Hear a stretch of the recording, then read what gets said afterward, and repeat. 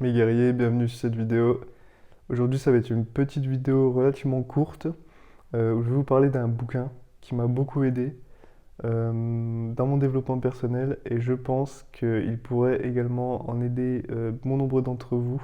Donc les gars, ce livre, vous l'aurez peut-être deviné ou pas, c'est Les 4 accords Toltec de Don Miguel Ruiz. Donc l'auteur, il exprime vraiment 4 accords que tu vas passer avec toi-même pour justement essayer d'avoir une vie plus épanouie, une vie plus heureuse, une vie vraiment où c'est l'amour vraiment qui va dominer finalement. Et je vais sans plus attendre passer au premier accord, donc qui est toujours adopter un langage impeccable. Donc déjà l'auteur il explique que dans son livre, pour lui un langage impeccable, le mot impeccable il vient du mot sans péché. Et les gars il faut comprendre que la parole, c'est littéralement ce qui a permis à l'espèce humaine de surpasser tous les autres animaux et de littéralement écraser toutes les autres espèces. Et vraiment le fait de pouvoir communiquer, le fait de pouvoir établir des stratégies, le fait de parler, eh bien ça a été extrêmement puissant et c'est encore extrêmement puissant. Et donc retenez bien que la parole, c'est une des armes les plus puissantes que l'humain possède. Les gars, vous n'êtes pas sans savoir qu'il y a eu beaucoup d'atrocités qui ont été commises par le simple fait de la parole, notamment des hommes qui ont entraîné des génocides horribles juste à cause de la propagande. Par la parole, véhiculer la peur pour justement manipuler des millions de personnes qui seront menées à faire des choses horribles. Donc voilà, ça c'est par le simple fait de la parole, et également aussi de la violence. Mais vous voyez, il y a plein de gens qui étaient en accord avec ces atrocités que ces personnes disaient, tu vois. Alors que finalement, c'était pas forcément des mauvaises personnes en tant que telles, tu vois.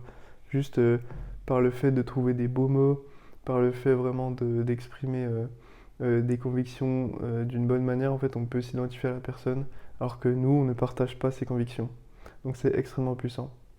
Derrière, je vais prendre un autre exemple, l'exemple d'un médecin et son patient. Le patient aura toujours tendance à écouter ce que le médecin va dire et à croire ce que le médecin va dire parce qu'il y a une sorte de hiérarchie évidemment, alors que le médecin n'a pas la science infuse, le médecin ne va pas forcément avoir que les bonnes réponses, vous voyez ce que je veux dire?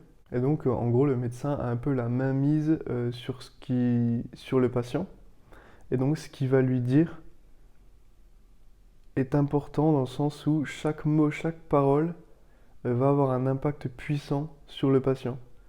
Donc ça, il faut vraiment s'en rendre compte et il faut faire attention à ça. Parce qu'on peut vraiment détruire quelqu'un juste avec la parole en le persuadant d'une chose. Et donc adopter un langage impeccable, comme on fait tout simplement, ça va être déjà par rapport à soi-même. Ne vous mentez pas à vous-même, ne vous persuadez pas de choses qui sont fausses, tenez vos propres engagements que vous avez envers vous-même. Par exemple, si vous vous dites aujourd'hui je fais telle chose, essayez de les faire au maximum.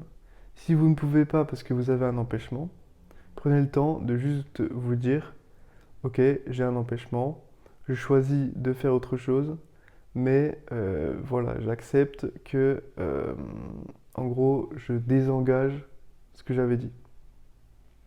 Je ne sais pas comment l'exprimer mieux, mais vous avez compris. Et surtout, ne te dénigre pas, sois bienveillant avec toi-même, sois aimant. Et le plus important, c'est que tu te parles à toi-même comme un père parlerait à son fils. Comme tu aurais aimé que ton père te parle. C'est comme ça que tu dois te parler, tout simplement. Ou alors, comme si tu étais ton meilleur ami, tu vois. On a trop tendance à se dire ah merde, je suis con, j'ai oublié de faire ça, j'ai oublié de faire ça. Non, les gars, vous n'êtes pas con, vous n'êtes pas bête. Voilà, c'est juste le fait d'être bienveillant avec nous-mêmes. On est beaucoup plus exigeant avec nous-mêmes qu'avec les autres, on ne s'en rend pas compte. Et donc, soyez un petit peu moins intransigeant avec vous-même. Et ça vous fera du bien, vous verrez. Et évidemment, adoptez un langage impeccable avec les autres, ne ment pas aux autres, ne dis pas de méchanceté aux autres, ne critique pas les autres, ne... En tout cas, voilà, essaye au maximum, hein. Je sais que notre esprit a tendance à nous jouer des tours, donc c'est pas toujours efficace, mais essayez de prendre attention à tout ça. Et voilà, ne divulgue pas de rumeurs, ne parle pas dans le dos des autres. Et vous allez voir que moins vous allez faire ça, Et moins les gens auront tendance à parler sur vous, à vous critiquer, à vous insulter, à être méchant, etc. Vraiment, on récolte ce que l'on sème. Et ça, c'est la loi de l'univers. C'est vraiment ce que tu sèmes, tu le récoltes. Si tu sèmes des patates, tu vas pas récolter des carottes. Tu vois? Donc si tu parles mal des autres, tu vas récolter cette méchanceté, ce poison émotionnel. Donc retenez bien que les gens te traitent comme tu te traites toi-même ou comme tu les traites eux. Donc voilà, tout simplement. Le deuxième accord, c'est ne prends rien personnellement. Ce qu'il faut comprendre, c'est que ce que les gens disent ou font, ça reflète leur propre intérieur. Ça reflète leur propre souffrance. Si tu as une altercation avec quelqu'un et que cette personne t'insulte, te parle mal, te critique, il faut bien se rendre compte que cette personne-là est en souffrance. Et comme dit, il n'y a pas un agresseur et une victime dans le lot. Il y a deux personnes en souffrance. Ça veut dire que si tu as la place de la victime, tu souffres.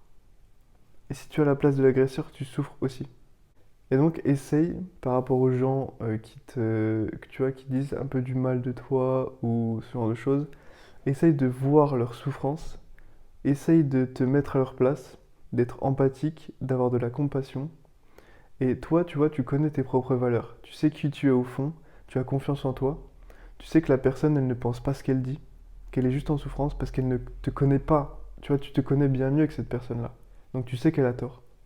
Donc simplement, essaye d'être bienveillant avec cette personne-là, de ne pas envenimer la situation. Et tu verras que ce genre de situation, ça se reproduira de moins en moins.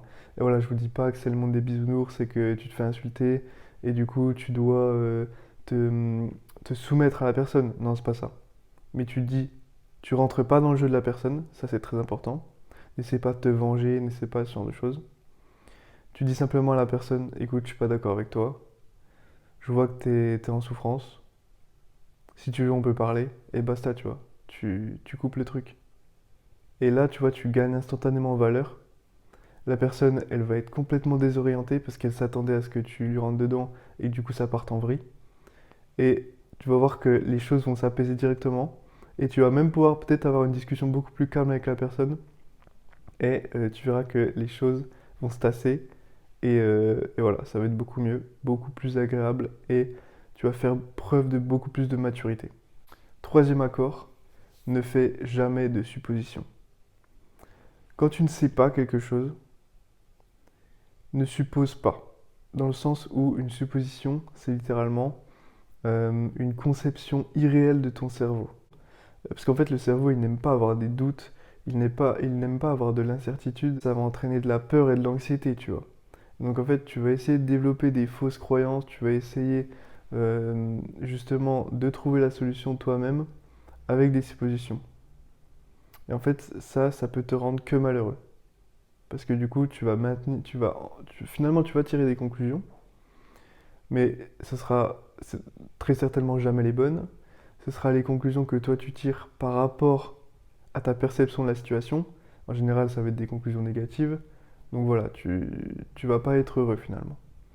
Alors, prends ton courage à deux mains et quand tu as des questions, tu vas voir le principal concerné, tu lui poses la question, tu clarifies la situation et comme ça, il n'y a pas lieu de supposition. Et si tu n'as pas le courage d'aller voir cette personne pour lui poser la question, pour clarifier, tout simplement, tu vas accepter le fait de ne pas avoir la réponse. Tu vas accepter le fait que tu n'auras jamais la réponse surtout. Et tu vas passer à autre chose. Tu vas simplement assumer de rester dans l'ignorance. Et le dernier accord, les gars, ça va être de toujours faire de son mieux. Peu importe la situation, peu importe le contexte, fais de ton mieux en permanence. Fais de ton mieux avec ces 4 accords-là. Parlez toujours de manière impeccable. Pour ne rien prendre personnellement et pour ne jamais faire de suppositions.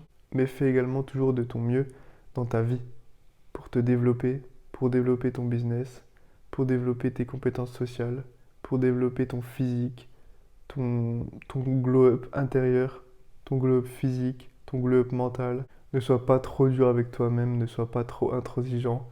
Permets-toi d'être à l'heure actuelle ce que tu ne veux pas être plus tard pour pouvoir justement atteindre ce que tu veux être plus tard. C'est pas forcément facile à comprendre ce que je viens de dire, mais c'est la vérité. Si tu n'acceptes pas la personne que tu es actuellement, tu ne pourras jamais devenir la personne que tu veux devenir. Tu dois t'accepter d'abord, accepter d'avoir des faiblesses, accepter d'avoir des failles, accepter d'être humain et de ne pas être parfait, pour pouvoir justement être bien avec toi-même, pour pouvoir t'aimer d'une manière inconditionnelle et pour pouvoir petit à petit, au fur et à mesure du temps, devenir la personne que tu veux réellement être. Et je suis persuadé que si tu arrives à appliquer petit à petit tout ce que tu as entendu dans cette vidéo, tu te sentiras beaucoup mieux.